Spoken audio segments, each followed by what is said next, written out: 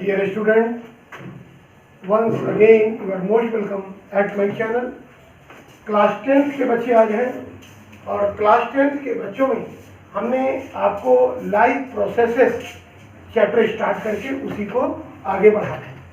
तो हम आपको डाइजेस्टिव ग्लैंड पढ़ा चुके थे। कुल मिलाकर कहना ये है कि न्यूट्रिशन इन एनिमल और उसमें भी ह्यूमन बीइंग में आपको हम पूरा का पूरा न्यूट्रिशन करा चुके थे। आज हम आपको न्यूट्रिशन इन प्लांट के बारे में भी बताएंगे कि कैसे एनिमल तो कर लेते हैं बट प्लांट कैसे करते हैं, प्लांट में न्यूट्रिशन किस प्रकार से होता है, इसके बारे में हम आपसे डिस्कस करेंगे। तो आप एनर्जेटिक हो जाइए और अपनी कॉपी और पेन खोलकर बैठें और मेरे साथ आगे बढ़ें। तो न्यूट्रिशन इन प्लांट हम आपको बता चुके थे कि इसके पहले हमने आपको डिस्कस किया था, मुझे याद आ रहा है कि फोटोसिंथेसिस प्रोसेस के बारे में, और आपको ये भी डिस्कस किया था कि फोटोसिंथेसिस प्रोसेस ग्रीन प्लांट में होती है। Why? The main reason is the presence of chlorophyll.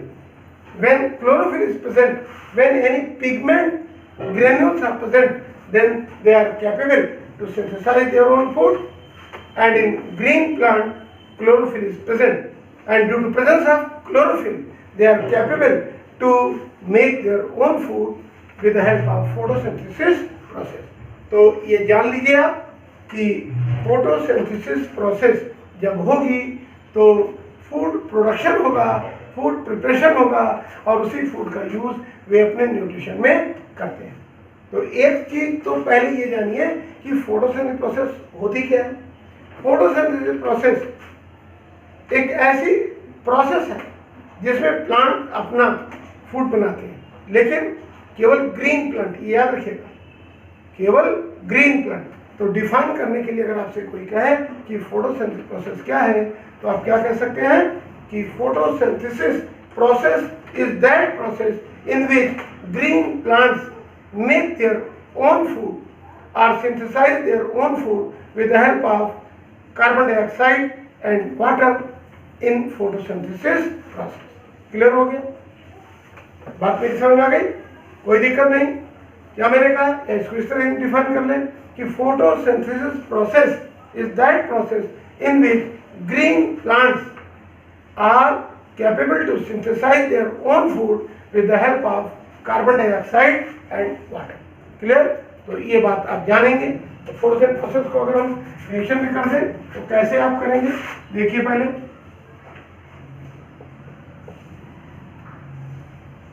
और इधर कर दें नहीं तो आपको दिखेगा।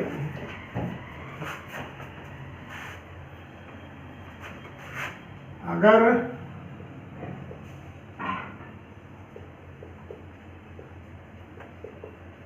फोटोसिंथेसिस डिफाइन तो मैंने कर दिया।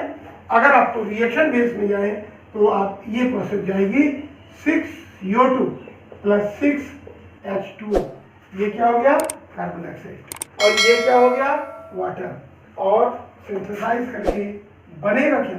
C6H12O6 + 6CO2। बात मेरी समझ में आ गई? ये क्या है? Carbon dioxide. और ये क्या है? वाटर। इन दोनों की हेल्प से कार्बोहाइड्रेट बनेगा और ये पूरी की पूरी प्रोसेस क्या कहलाएगी? Photosynthesis process. कौन सी है? Photosynthesis process. और क्लोरोफिल प्रेजेंट होगा। अगर क्लोरोफिल नहीं होगा तो ये प्रोसेस नहीं होगी, और अगर क्लोरोफिल नहीं होगा तो फोटोसिंथेसिस प्रोसेस नहीं होगी। इसका मतलब कार्बन डाइऑक्साइड और कार्बोहाइड्रेट नहीं है। ये क्या है? कार्बोहाइड्रेट। क्लियर? ये से जान ही रहे, कार्बन डाइऑक्साइड, ये वाटर, इन दोनों के कारण बनेगा क्या? Carbohydrate, glucose and carbon dioxide. This whole phenomena is called as photosynthesis. अब एक और आपको बता दें कि फोटोसिंथेसिस में जो तीन चीजें लग रही हैं बहुत जरूरी है। एक तो chlorophyll, carbon dioxide and water. Chlorophyll केवल ग्रीन प्लांट में होता है, इसीलिए केवल ग्रीन प्लांट ही इसको सिंथेसाइज करने में कैपेबल होते हैं। बात मेरी समझ में आ गई। दूसरी चीज, कार्बन डाइऑक्साइड ये एटमॉस्फेयर से लेते हैं प्लांट, और वाटर मॉलिक्यूल्स पौधे की जड़ें मिट्टी से वाटर को एब्जॉर्ब करती हैं। ये जो कार्बन डाइऑक्साइड है, ये जैसे आपके पास तो नोज है, आप यहाँ से ऑक्सीजन ले लेते हैं, ये प्लांट कहाँ से कार्बन डाइऑक्साइड लेते हैं? प्लांट में एक छोटे छोटे स्ट्रक्चर, बहुत टिनी, बहुत स्मॉल पोर्स होते हैं ग्रीन लीव्स में, समटाइम इन स्टेम पोर्शन, और वो क्या कहलाते हैं? स्टोमेटा। क्या कहलाते हैं? स्टोमेटा। स्टोमेटा से एब्जॉर्ब करते हैं CO2 को, और CO2 जब स्टोमेटा से एब्जॉर्ब होती है और यहाँ से वाटर मॉलिक्यूल्स पहुँचते हैं, तो ये प्रोसेस कंप्लीट कहाँ होती है? क्लोरोफिल। क्लोरोफिल क्लोरोप्लास्ट का होता है, हम आपको बता रहे हैं। कहाँ होता है? क्लोरोप्लास्ट,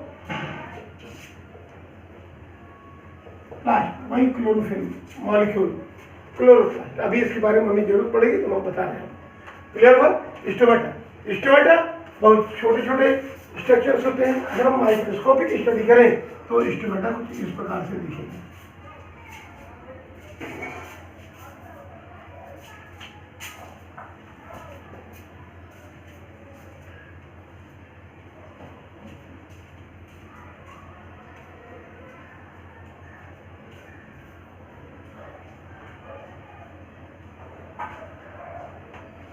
डायग्राम को ड्रा करते रहेंगे मेरे साथ। न्यूक्लियस, न्यूक्लियस, ये साइटोप्लाज्म, ये दो टाइप की सेल होती हैं। सेल एक ही टाइप की होती है, दो होती हैं। ये किडनी शेप्ड सेल होती हैं, और ये किडनी शेप्ड सेल कहलाती हैं गार्ड सेल। क्या कहलाती हैं? Guard cell. ठीक, ये इसका न्यूक्लियस है, ये साइटोप्लाज्म, और इसमें तमाम चीजें और भी होंगी। सेलुलर ऑर्गन्स पूरी तरह से फुली डेवलप्ड ये सेल होती हैं, और किडनी शेप्ड होती हैं, बीन शेप्ड। ये इस प्रकार से जुड़ी होती हैं। हम आपको बताएं कैसे। ये सपोज दैट ये दो सेल हैं, दोनों इस प्रकार से जुड़ी हैं, जैसे बीच में छेद जैसी रचना बन जाती है, स्ट्रक्चर बन जाती है ये, और इस शेप को हम बोलते हैं स्टोमेटल पोर।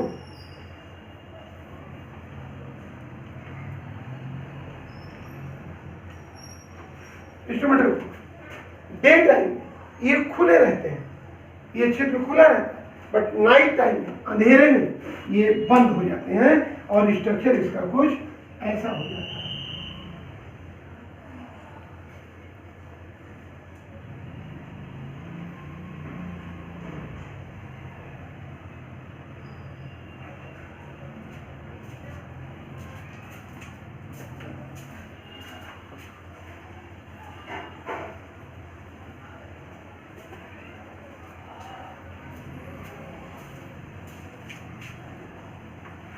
दिख रहा है? ये न्यूक्लियस वही चीज रहेगी। अंदर ये सेलुलर ऑर्गन्स,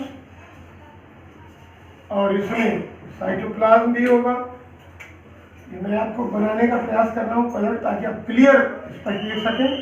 आप डायग्राम को समझने के लिए वीडियो को पॉज कर लीजिएगा और अच्छी प्रकार से देखिए। क्लियर हुआ? सेम वही चीज, ये स्टोमेटल पोर जो यहाँ पे देख रहा है आपको ओपन बड़ा सा है, और शाम के समय रात के अंधेरे में ये स्टोमेटल पोर बंद हो जाता है। क्लियर हुआ? तो स्ट्रक्चर कुछ ऐसा हो जाता है। अगर हम नेमिंग दें तो ये है ड्यूरिंग लाइफ,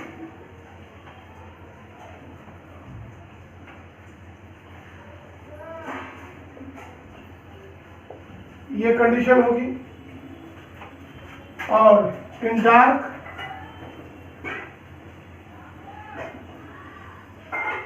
कंडीशन ये हो, स्टोमेटल पोर क्लोज हो जाएगा, और यहाँ से कोई भी चीज अंदर बाहर कम होगी। अर्थात चाहे उसको कार्बन डाइऑक्साइड की बात करें एब्जॉर्ब कर, या वाटर, इनका मेन काम होता है वाटर को रिलीज करना। आपने देखा होगा कि पौधों में हम पानी देते हैं तो पानी चला जाता है, उड़ जाता है। उड़ता कैसे? इन्हीं स्टोमेटल पोर से बाहर निकलता है। जब हम एक्सक्रीशन पढ़ाएंगे तो हम इसको फिर आपको और डिटेल में बताएंगे, एक्सक्रीशन उत्सर्जन की क्रिया, तब आप और अच्छा समझेंगे। अभी आप ये जानें कि हम चूंकि अभी आपको न्यूट्रिशन पढ़ा रहे हैं तो CO2 कैसे एब्जॉर्ब होगी। CO2 के एब्जॉर्प्शन के लिए मुझे ये बताना पड़ा, इन्हीं स्टोमेटल पोर से CO2 प्लांट बॉडी के अंदर एंट्री करती है। कोई दिक्कत? ये चीज आपको समझ में आ गई। तो हमने आपको ये बताया कि किस प्रकार से स्टोमेटा के द्वारा CO2 एब्जॉर्ब होती है और प्लांट्स रूट्स के द्वारा वाटर को एब्जॉर्ब कर लेंगे, और जब वाटर को एब्जॉर्ब कर लेंगे तो ये फोटोसिंथेसिस प्रोसेस हो जाएगी। आपको क्लियर हो गया होगा कि CO2 एब्जॉर्ब हुई by stomata, water molecules absorb हुए बाय रूट्स, और क्लोरोफिल ऑलरेडी ग्रीन प्लांट में है, तो ये मिल करके क्या बनाएंगे आप? फोटोसिंथेसिस प्रोसेस के द्वारा कार्बोहाइड्रेट का निर्माण कर लेंगे। कोई दिक्कत नहीं। अब यहीं पर हम आपको एक चीज और बताना चाहते हैं कि ये पूरी की पूरी प्रोसेस जो हो रही ये होती कहाँ है? स्टोमेटा से जो CO2 एब्जॉर्ब हुई है या वाटर जो एब्जॉर्ब हुआ है रूट के द्वारा, ये पूरी की पूरी प्रोसेस होती है क्लोरोप्लास्ट। क्लोरोप्लास्ट में होती है। क्लोरोप्लास्ट में भी दो पार्ट होते हैं, आपको बताया जाएगा बाद में। एक होता है थाइलेक्वाइड, ये आपको जान लीजिए, और नहीं जानते हैं तो आप जान लीजिए, ठीक? आपको मालूम होना चाहिए, और नहीं मालूम है तो आप इसको जान लीजिए, ठीक? दूसरी चीज क्या है? ग्रेनम। दूसरी चीज क्या है? ग्रेनम। दो चीजें हैं। एक चीज क्या मैंने बताया आपको? थाइलेक्वाइड, और दूसरी चीज क्या बताया? ग्रेनम, ठीक? या ग्रेनम जो होते हैं, दो चीज, थाइलेक्वाइड और ग्रेनम, इन्हीं दोनों में ये पूरी की पूरी प्रोसेस खत्म होती है। क्लियर हुआ? अब थाइलेक्वाइड और ग्रेनम ये दो पार्ट हैं क्लोरोप्लास्ट के, ये एब्जॉर्ब करेंगे और इन्हीं में पूरी प्रोसेस है। पूरी की पूरी जो फोटोसिंथेसिस प्रोसेस होती है इसको भी दो पार्ट में बांटा है। आप जानते होंगे कि photosynthesis process can take place only in light? No, भूल जाइए। फोटोसिंथेसिस प्रोसेस के दो पार्ट होते हैं, एक होता है लाइट रिएक्शन और दूसरा होता है डार्क रिएक्शन। मैं इसको मिटा रहा हूं। एक होता है लाइट रिएक्शन और दूसरी होती है डार्क रिएक्शन। एक मिनट रिमूव कर दें इसको तो आप अच्छे से समझें।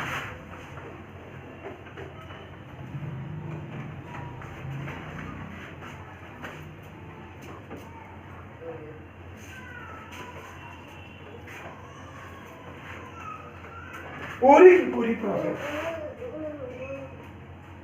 लाइट रिएक्शन और दूसरी होती है डार्क रिएक्शन।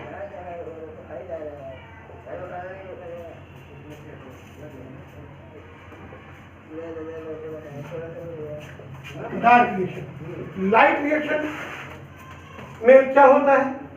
लाइट रिएक्शन की जो प्रोसेस होती है वो ये आप समझिए कि एब्जॉर्ब करते हैं सोलर एनर्जी। सोलर एनर्जी सूर्य से निकलने वाली ऊर्जा को, ये सोलर एनर्जी को एब्जॉर्ब किया जाता है और इसी प्रोसेस में H2O का ब्रेक डाउन होता है हाइड्रोजन और ऑक्सीजन। इसका H2O का ब्रेक डाउन होता है हाइड्रोजन और ऑक्सीजन में।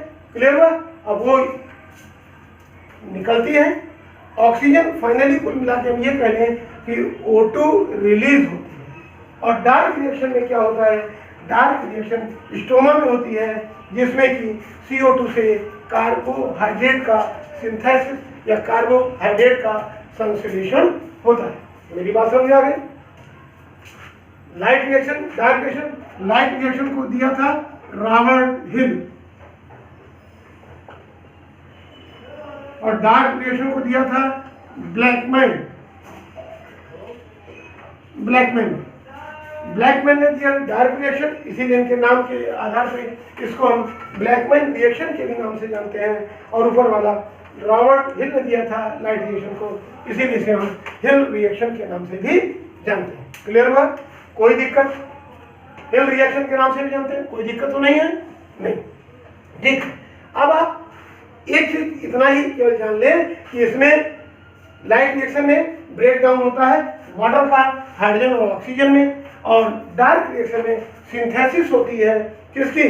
कार्बन डाइऑक्साइड से कार्बोहाइड्रेट का। आप दूसरी चीज ये जाने कि हो गया ना, इस बात को समझ लिया आपने। और आपको जो भी पूछना हो उनसे पूछेंगे, मैं आपको डिटेल में बताऊंगा। वीडियो ज़्यादा लंबा ना हो, जब ज़्यादा लंबा वीडियो हो जाता तो आप देखते भी नहीं हैं ठीक से, क्योंकि आपको डाटा बचाना होता है।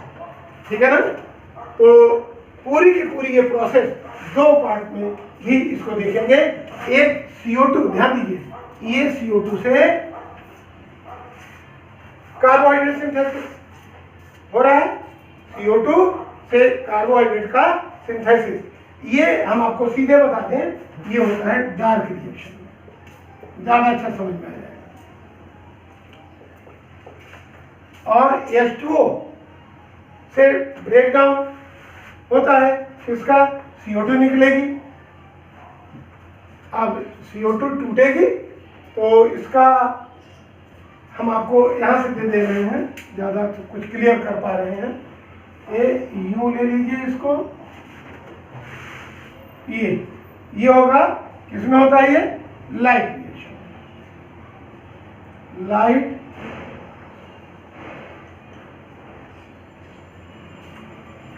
रिएक्शन, लाइट रिएक्शन में केवल H2O का ब्रेकडाउन, और डार्क रिएक्शन में कार्बन डाइऑक्साइड का इसमें सिंथेसिस। तो इतना ही आप जाने, वीडियो बहुत ज़्यादा लंबा नहीं करेंगे, क्योंकि आप के लिए जब वीडियो बड़ा हो जाता तो आपको देखने में भी दिक्कत होती है।